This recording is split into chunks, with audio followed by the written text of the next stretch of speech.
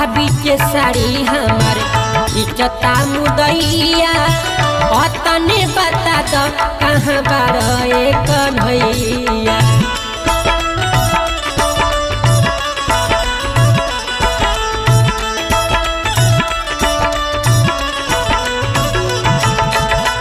सभा बीच साड़ी हमारे इज्जता मुदैया तने बता दो कहाँ बारे कन्हैया।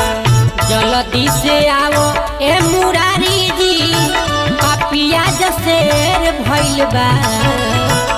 जल्दी से आओ ए मुरारी जी पापिया जसेर भइल बा।